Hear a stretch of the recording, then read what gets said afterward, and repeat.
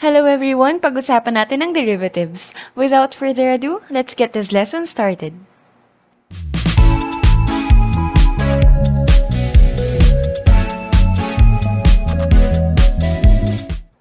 For example, meron tayo ditong graph at isa sa mga point na nasa graph ay yung P. Meron din tayong another point, Q, at yung dalawang points na yon ay kinonect ng green line which we will call as the second line kasi dalawang beses siya tumama dun sa graph na yon. Now, given this second line, if Q approach P, ibig sabihin palapit ng palapit si Q until eventually magtama or mag-zero na yung distance nilang dalawa, yung second line ay naging tangent line. Ibig sabihin, kung kanina ay dalawang point lagi yung tinatamaan, sa tangent line, nagiging isa na lang. So, yung behavior na yon ng Q, palapit ng palapit sa P or yung distance nila ay nagiging zero, ay related sa rate of change ng function. Ibig sabihin, yung bilis ng pagbabago ng y values ng function ay related doon sa isang variable x. At yung pagbabago na yon, yung bilis ng change na yon, that is what we call as the derivative. Para malaman kung ano yung derivative, ang process na ginagamit natin ay tinatawag na differentiation. So let f of x be a function defined for every real number x in some open interval a and b. Thus, to know its derivative, which is represented by dy over dx, o kaya naman f prime of x, we will use this limit formula. We will get the limit of that function, but the input is x plus h minus itself all over h. And then h approaches 0. So let's apply this formula dito sa ating first example. Kuhanin natin yung differentiation niya or yung kanyang derivative. So let's use the notation f prime of x. Pipili lang tayo dito sa dalawang to kung ano yung notation na gagamitin natin. This is equal to the limit as h approaches 0 of f x plus h minus f of x all over h. So, the next step is to get the limit ng expression na to. So, sa una nating term sa numerator, yung x daw papalitan natin ng x plus h. And then, minus 6. Minus itself all over h. Simplify natin yung numerator. Huwag pong kakalimutan itong limit as h approaches 0. So, for the numerator, yung 10 i-distribute, magiging 10x plus 10h minus 6. And then, itong subtraction sign or negative sign, madidistribute or mamumultiplyan din ng negative 1 yung bawat isa. So, minus 10x plus 6 all over h. And then afterwards, tingnan natin yung mga terms. Baka meron tayong pwedeng makancel. Like this 10 minus 10 and then negative 6 plus 6. May iwan na lang sa atin yung limit ng h approaches 0. The numerator is now 10h over h. We can simplify this further dahil pareho ng monomial yung numerator at denominator. Pareho silang may h. We can divide them. Thus, naiwan na lang sa atin ay limit ng 10 as h approaches 0. And since this is constant, we can say that this is already equal to 10. So, the limit or yung ating f prime of x is equal to 10. Next example. Dito naman, meron tayong x squared plus 2x. Again, let's differentiate it. Gamitin naman natin yung isang notation, dy over dx. Again, we will get the limit ng f of x plus h minus f of x all over h as h approaches 0.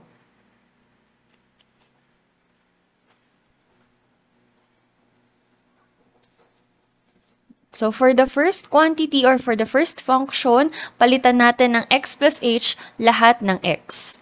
So, this is x plus h squared plus 2 times x plus h. And then, minus itself. X squared plus 2x. All over h. Afterwards, we simplify the numerator. So, itong x plus h squared, we can use the square of binomial kung saan ini-square natin yung first term. And then we multiply x and h, that's xh, times 2, that is 2hx. And then square the last term, which is h squared. And then for 2, let us distribute it, 2x plus 2h. And then for the second parenthesis naman, or second bracket, yung negative sign, i-distribute lang din natin dun sa dalawang term. So this is negative x squared and then minus 2x all over h. Pagkatapos nating i-factor out or i-simplify yung numerator by using distribution or special product, tingnan ngayon natin kung meron tayong maka-cancel out. So, x squared, may x squared din. 2x, meron ding 2x. So, sa numerator, naiwan sa atin ang 2hx plus h squared plus 2h all over h. Tuloy natin dito sa taas. So, kita naman natin yung numerator. Lahat ng terms doon ay may h. So, pwede nating i-factor out yung h. This will just be 2x plus h plus 2 all over h. And this will be divided.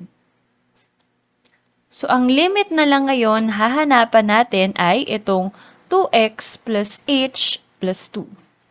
At dahil ito ay polynomial function na, pwede nating gamitin yung sum and difference rule na dinidistribute natin yung limit sa bawat isa.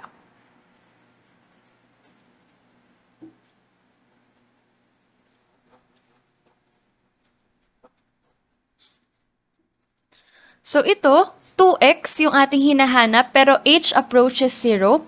Dahil hindi pareho yung h tsaka yung x or yung variable na involved, ititreat natin yung 2x as constant. This is just 2x. Again, hindi natin isi-substitute yung 0 kasi 0 is for h. At wala namang h dito sa 2x. Next, limit of h as h approaches 0 is already 0 dahil yun yung ina-approachan niya na value and limit of a constant is 2. Adding them, the final answer for dy over dx is 2x plus 2. Let's have another example. Meron naman tayo dito na f of x equals 2x squared plus x plus 11. I suggest you pause this video for a while. I will also be pausing for 10 seconds. After 10 seconds, i-reveal natin yung correct answer.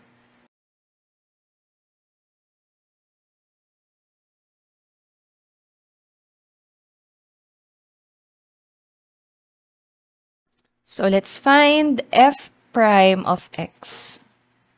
So we get the limit ng f of x plus h minus f of x all over h as h approaches 0.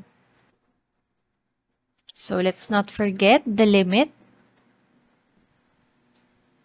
And then yung una munang expression, again, lahat ng x ay papalitan natin ng x plus h.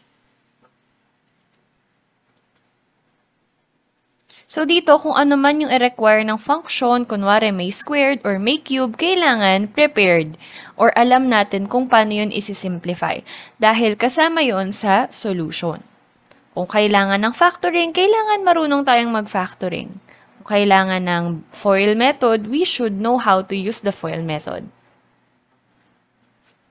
So dito, binaltan ko lang lahat ng x plus h and then minus the function itself all over h. Now, let us simplify. So, to simplify the first bracket, meron tayo ditong square ng binomial tapos i-multiply natin sa 2. So, i-square natin yung binomial tulad nung ginawa natin sa previous example. Square the binomial, that is x squared, times 2, that is 2x squared. Next, x times h is hx times the exponent 2 times this 2 here, we will have 4hx.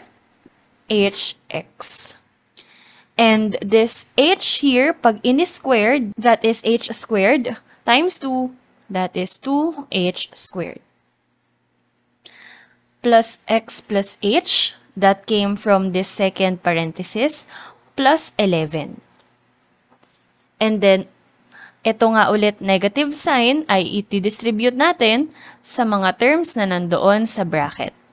This will be minus 2x squared minus x minus 11. All over h. Next step is to find the same terms in the numerator na pwede nating ma-cancel out. So we have here 2x squared. Ito ring x, tanggal, at yung 11. So maiwan na lang sa atin si 4hx plus 2h squared plus h all over h. At this point, kailangan magawa natin ng paraan na yung h sa denominator ay matanggal.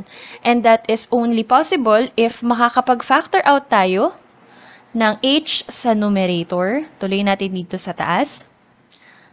All the terms in the numerator have h, so factor out natin yan. Maiiwan si 4x plus 2h plus 1. All over h. In that way, may eliminate na yung denominator. At may iwan na lang sa atin yung limit ni 4x plus 2h plus 1 as h approaches 0. And then, magkakaroon ulit tayo ng sum and difference rule kung saan yung limit as h approaches 0 ay i-distribute natin sa bawat term na nandoon sa function.